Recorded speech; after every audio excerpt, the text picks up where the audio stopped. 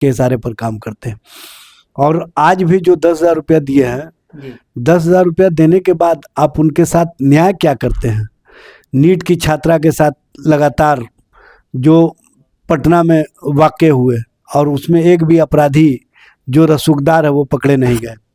और सबसे बड़ी बात यह है कि पूरे बिहार भर में महिलाओं के साथ, छोटी बच्चियों के साथ जिस तरह से व्यभिचार, अत्याचार, यौनाचार और बलात्कार की घटनाओं के बाद उनकी हत्या कर दी जा रही है, कौन सा महिला सशक्तिकरण है?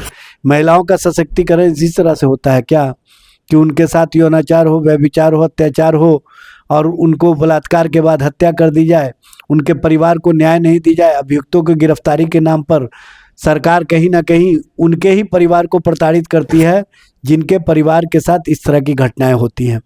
ये कौन सा न्याय है, कौन सा सोच है?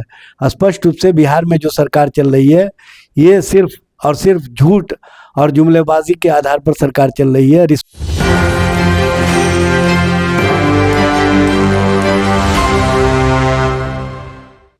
नमस्कार, आप देख रहे हैं एक न्यूज 24। मैं मनीष आपके साथ।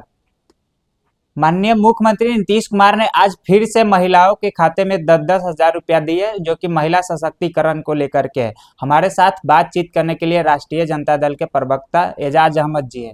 कैसे देखते हैं सर? महिला सशक्तिकरण किस तरह से हो रहा है? एक तरफ आप 10,000 रुपया दे रहे हैं, दूसरे तरफ उनके आशियाने को उजाड़ रहे हैं, उनके घरों को उजाड़ रहे हैं, उनको बेघर कर रहे हैं, उनको कड़कड़ाती ठंड में सड़कों पर रहने के लिए मजबूर कर दिया है, बुलडोज़र उनके घरों पर चला रहे हैं। कौन सी नीति है, कौन सा सोच है?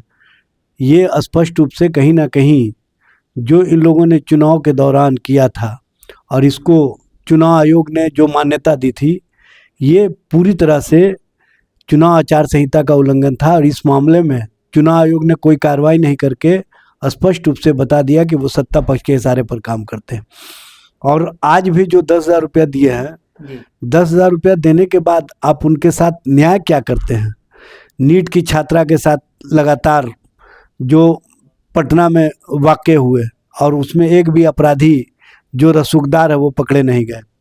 और सबसे बड़ी बात यह है कि पूरे बिहार भर में महिलाओं के साथ, छोटी बच्चियों के साथ जिस तरह से व्यभिचार, अत्याचार, यौनाचार और बलात्कार की घटनाओं के बाद उनकी हत्या कर दी जा रही है, कौन सा महिला सशक्तिकरण है? महिलाओं का सशक्तिकरण इसी तरह से होता है क्या कि उनके साथ यौनाचार हो, व्यभिचार हो, अत्याचार हो और उनको बलात्कार के बाद हत्या कर दी जाए, उनके परिवार को न्याय नहीं दी जाए, अभियुक्तों की गिरफ्तारी के नाम पर सरकार कहीं ना कहीं उनके ही परिवार को प्रताड़ित करती है जिनके परिवार के साथ इस तरह की घटनाएं होती हैं। ये कौन सा न्याय है, कौन सा सोच है? स्पष्ट रूप से बिहार में जो सरकार चल रही है ये सिर्फ और सिर्फ झूठ और जुमलेबाजी के आधार पर सरकार चल रही है। रिश्वतखोरी वाली सरकार चल रही है। जनता और जनता के बीच में, जनता के मुद्दे पर, जनता के सवालों पर ये सरकार कभी नहीं खड़ी रही है। महिलाओं के सशक्तिकरण के नाम पर कहीं ना कहीं महिलाओं को प्रताड़ित करने वालों को ही प्रोत्साहित किया जा रहा है। ये इस तरह की नीतियाँ हैं जो स्पष्ट रूप से दिख रही है। एलजेपीआर के सारे विधायक आज संसद विधानसभा में खड़े हो गए और कह रहे हैं कि तेजस्वी यादव को माफी मांगना पड़ेगा। सबसे पहले तो लोक जनशक्ति पार्टी रामविलास के नेताओं को एक बात बता देना चाहिए कि चिराग पासवान जी या लोजपा के उन नेताओं का उस समय कहाँ चला गया था स्वाभिमान, जब दिल्ली की सड़कों पर स्वर्गीय रामविलास पासवान जी का आदमकद प्रतिमा जो 12 जनपद में स्थापित था उसको तोड़ करके फेंक दिया गया। बाबा साहब डॉक्टर भीमराव अंबेडकर के तैल चित्र को जिस तरह से सड़कों पर बूटों के तले रौंदने का काम किया गया, अमित शाह के द्वारा जिस तरह से इस मामले में कार्रवाई करवाई गई, वो स्पष्ट रूप से दिखा। भर भर आंख आंसू लिए चिराग पासवान जी दिल्ली की सड़कों पर रो रहे थे, तब उस समय लालू प्रसाद जी और तेजस्वी जी ने उनको आश्वस्त किया था कि हम आपके साथ खड़े हैं।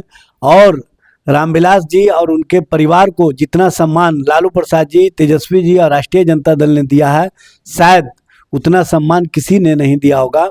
ये अपमानित होकर के भी भारतीय जनता पार्टी को खुश करने के लिए जिस तरह से पुतला दहन का कार्यक्रम चलवा रहे हैं, ये स्पष्ट रूप से कहीं ना कहीं बताने के लिए काफ़ी है कि वो अपना नंबर गेम बढ़ाने की कवायद में लगे हुए हैं एनडीए के अंदर, और नंबर गेम बढ़ाने के लिए इस तरह का प्रलाप कर रहे हैं, इस तरह की भाषा इस्तेमाल कर रहे हैं जो कहीं से उचित नहीं है। जब स्वर्गीय रामविलास पासवान जी लोकसभा का चुनाव हार गए थे और दिल्ली में उनको रहने के लिए 12 जनपद नहीं मिल पा रहा था, तब लालू प्रसाद जी ने उनको राज्यसभा भेज करके उनको सम्मानित भी किया और उनके साथ न्याय भी किया। लेकिन ये जो उपकार हुआ है उस उपकार को भी भूलने वाले लोग हैं। ये अपमान को ही कहीं ना कहीं अपना राजनीतिक आधार बनाने वाले लोग हैं। इसलिए इनसे हम लोगों को कोई सीखने की आवश्यकता नहीं है। दलितों, शोषितों, वंचितों के लिए जितना लालू प्रसाद जी ने किया शायद किसी नेता ने किया होगा, जितना तेजस्वी जी ने सत्ता में रहते हुए शोषितों, वंचितों के हक और आवाज़ को बुलंद किया उतना किसी ने नहीं किया। इसलिए ये जो चिराग जी के एमएलए लोग प्रलाप कर रहे हैं इसका कोई मतलब नहीं है। और सरजीत पासवान जी जो मुख्य सचेतक है राष्ट्रीय जनता दल के, उन्होंने कौन ऐसी आपत्तिजनक बात कही है? उन्होंने तो सिर्फ यही कहा कि आदमकद प्रतिमा पटना में क्यों नहीं रामविलास जी का स्थापित हो रहा, जो एक दलित के बड़े सिरमौर और नेता रहे हैं उनके साथ न्याय क्यों नहीं हो पा रहा, उनको इस तरह की बेचारगी की स्थिति में क्यों खड़ा कर दिया गया।